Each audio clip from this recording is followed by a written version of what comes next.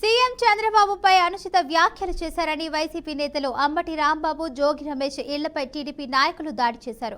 ఈ సందర్భంగా మాజీ మంత్రి జోగి నివాసానికి వైఎస్ఆర్సీపీ అధినేత మాజీ ముఖ్యమంత్రి వైఎస్ జగన్మోహన్ రెడ్డి నేడు వెళ్లనున్నారు. రమేష్ కుటుంబాన్ని జగన్ పరామర్శించనున్నారు. ఇక జగన్ పర్యటనపై పోలీసులు ఆంక్షలు విధించారు. ఇక ట్రాఫిక్ కారణంగా రూట్ మ్యాప్ మార్చాలంటూ నోటీసులు ఇచ్చారు. గత అనుభవాలు, ప్రజల భద్రత దృష్ట్యా వెస్ట్ బైపాస్ మీదుగా అయితే జోగి రమేష్ ఇంటికి వెళ్లాలని పోలీసులు సూచించారు. బ్రేకింగ్ న్యూస్ చూస్తున్నాం. సీఎం చంద్రబాబుపై అనుచిత వ్యాఖ్యలు చేశారని వైసీపీ నేతలు అంబటి రాంబాబు, జోగి రమేష్ ఇళ్లపై టీడీపీ నాయకులు దాడి చేశారు.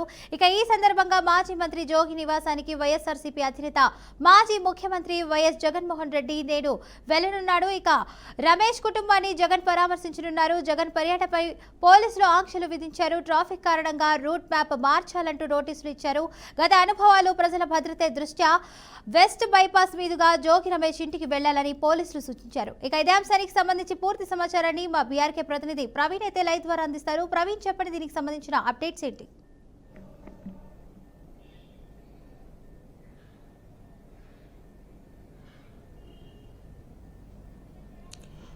ఫాతిమా, చూసుకుంటూ ఉంటే మొన్న అంబటి, ఈరోజు జోగి రమేష్, వైఎస్ జగన్మోహన్ రెడ్డి మాజీ సీఎం తన ముఖ్య అనుచరుల ఇళ్లకైతే వెళ్ళటానికి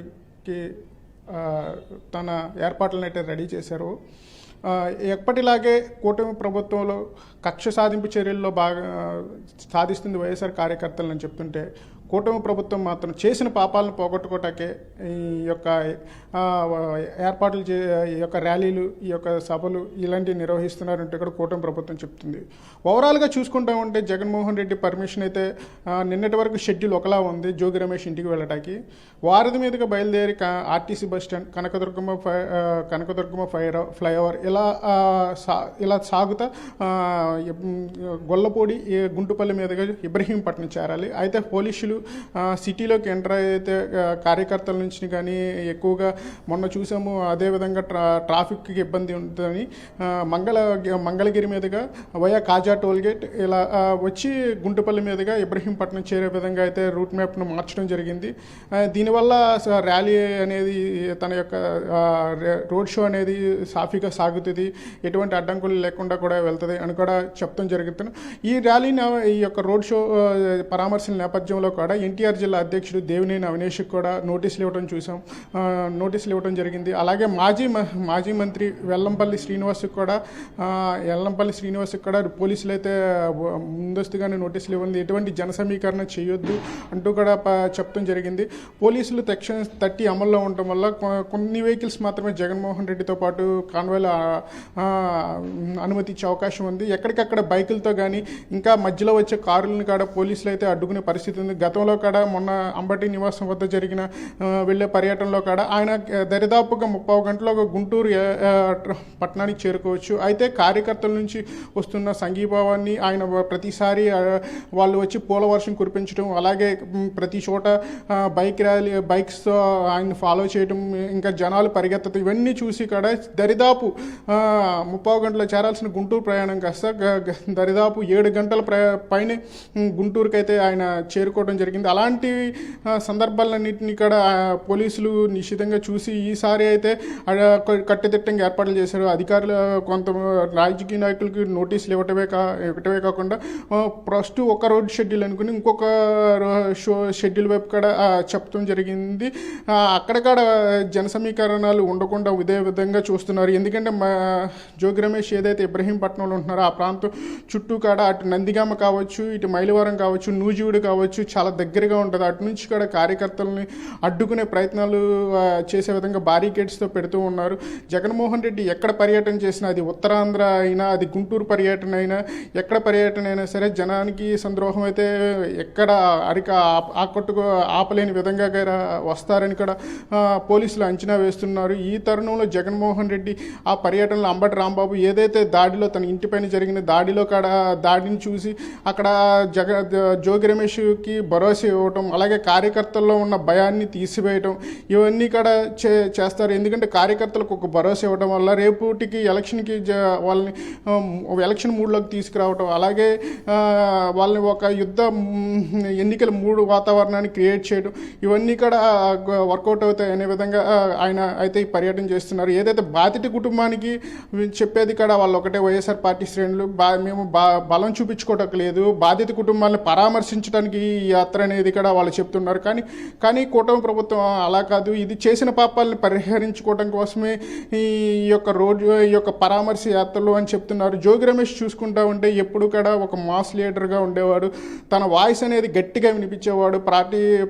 పార్టీ ఏదైనా కాంట్రవర్షియల్ ఇష్యూ మాట్లాడాలన్నా కానీ, ఏది చేయాలన్నా కానీ మొత్తం కూడా జోగి రమేష్ వైపే చూస్తూ ఉండే. అతని మాటలు కూడా చూస్తూ ఉంటే అసెంబ్లీ బయట కావచ్చు, అసెంబ్లీ లోపలైనా బయటైనా ఆయన మాట్లాడే మాటలు ప్రతిపక్షాన్ని, ఎదుటివారిని రెచ్చగొట్టే విధంగానే ఉంటాయి. అలాంటి విధానంలో అతని బాడీ లాంగ్వేజ్ కూడా ఉంటుంది. ఇలాంటి విధానంలో చేసిన పాపాలకి పరిహరించడానికి తన కార్యకర్తలకి సమన్వయం చెప్పకుండా ఇలా జగన్మోహన్ రెడ్డి పర్యటన కొనసాగిస్తున్నాడు. వాళ్ళ కార్యకర్తలు మాట తోలకుండా చూసుకోవాలి అంటూ కూడా కూటమి పార్టీ నేతలు అయితే మాట్లాడటం చూసుకుంటుంది. ఓవరాల్గా ఈ పర్యటన చూసుకుంటూ ఉంటే జగన్మోహన్ రెడ్డి అయితే తన యొక్క కార్యకర్తలను కలవటాకైతే వెళ్తున్నారు. అక్కడ కార్యకర్తలు రానున్న ఎన్నికలు 3 తీసుకురావటం కానీ, అలాగే ఎన్నికలకు కార్యకర్తలను సిద్ధం చేయడానికి, భరోసా కలిగించడానికి, ఒక బలం చెలికొచ్చే విధంగా అయితే ఈ రోడ్ షోని అయితే చూడవచ్చు ఫాతిమా. రైట్ ప్రవీణ్, ఇక చూసుకున్నట్లయితే వైఎస్ఆర్సీపీ అధినేత మాజీ ముఖ్యమంత్రి వైఎస్ జగన్మోహన్ రెడ్డి అయితే నేడు రమేష్ కుటుంబాన్ని జగన్ అయితే పరామర్శించుతున్నారు. అయితే జగన్ పర్యటనపై పోలీసులు ఎందుకు ఆంక్షలు విధించారు?